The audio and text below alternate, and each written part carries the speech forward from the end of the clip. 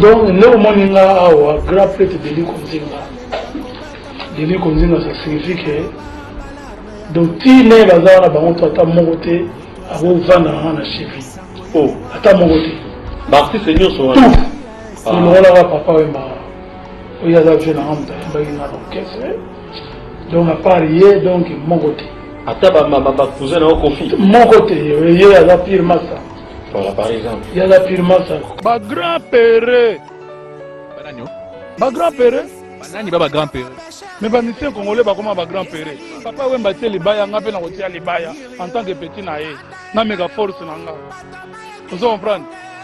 Mais le lot, à part, papa, oui, je suis au Soukawana, je concert jumelé, ça a rajouté. Je concert jumelé. Ça a sauté, au tel, les baya, je vais pour démontrer que je n'ai rien. Mais qui question expliquer que c'est staff pas dans le tu vois ça on a des staff on a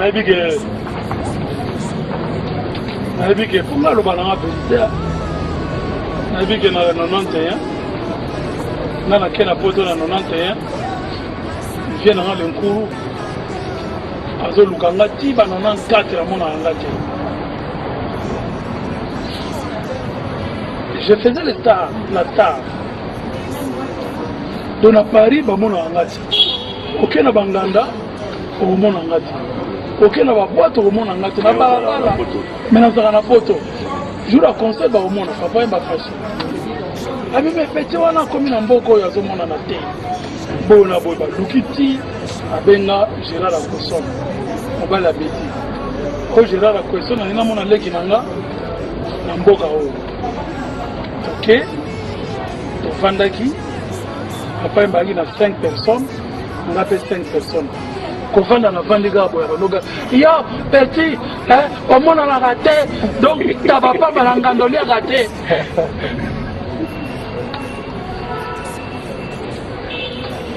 si la FC mana FC tege je na uma hostale la bima makambango ndenge penza okota nga na kati orchestre na biba na uma hostale la yango lero no bana olo papa we makaka na molokai papa we makaka ngabe petit no evala na uma hostale la yango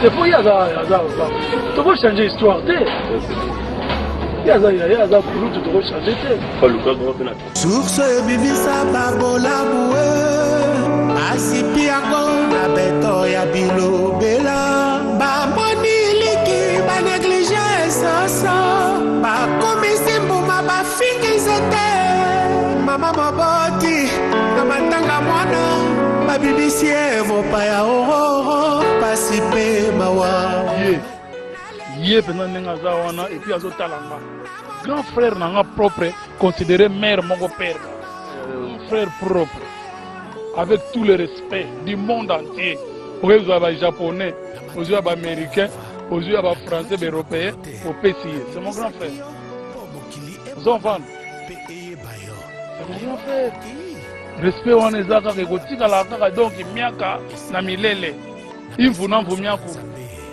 kotika la Labakule, nalelie, pasinaka, namotema, oyakei, azayanga, emenea, La maternité à viva, la kanaki makolote, la bibisaki yo, po mokili emona, pe eyeba yo. Lelo awokei, abosani kilo ya pasi na ngai, esalaria. Laissez-moi son ensemble.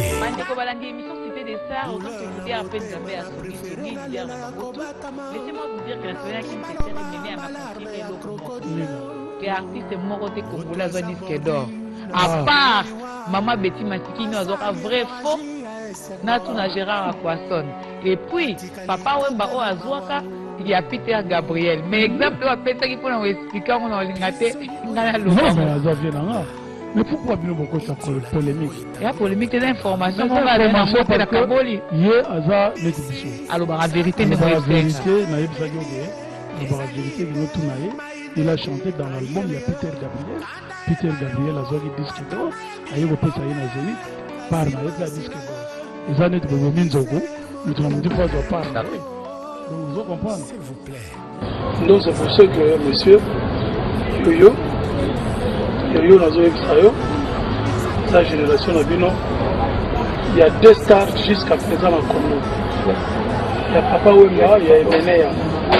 Selon King Kester. Pas selon King Kester, selon les preuves. Selon les preuves, selon ma book presse, selon ma écrit. Selon ma écrit. Selon ma écrit. Je me réfère à ma écrit. King Kester. Non, yo, déviété. Non, déviété. Je me réfère à ma écrit. Oyo Monique, Azastar. Aya, ma écrit nae, et la qui s'appelle que Azastar. Oh, la star, ça signifie quoi? Étoile. Il y a des étoiles montantes. Des étoiles montantes. Et puis,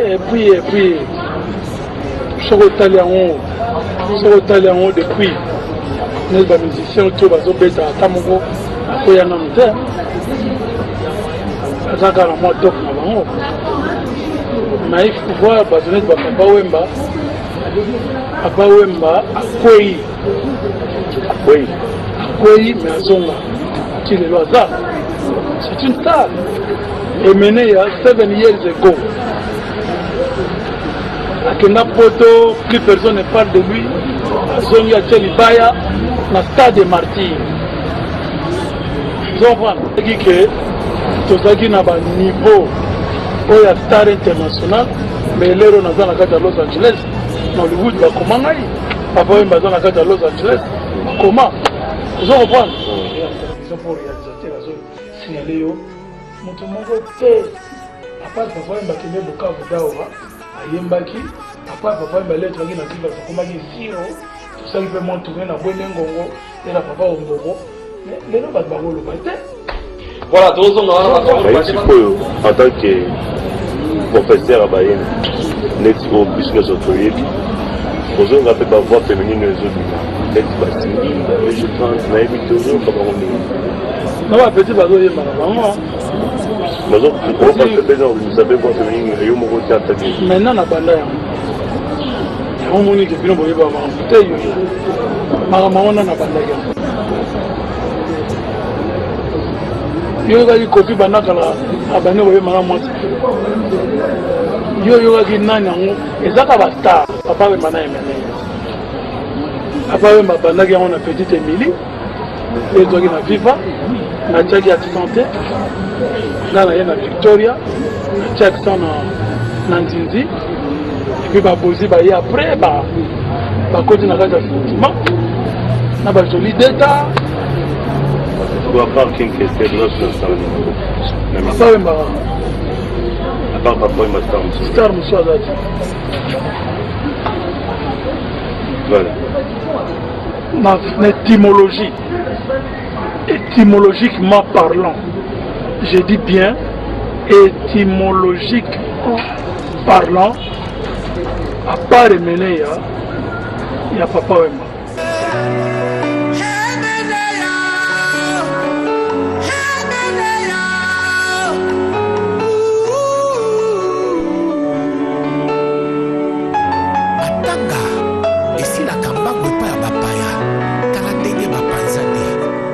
C'est pas bakolo na yango. Ah, te. Bopesa ngata.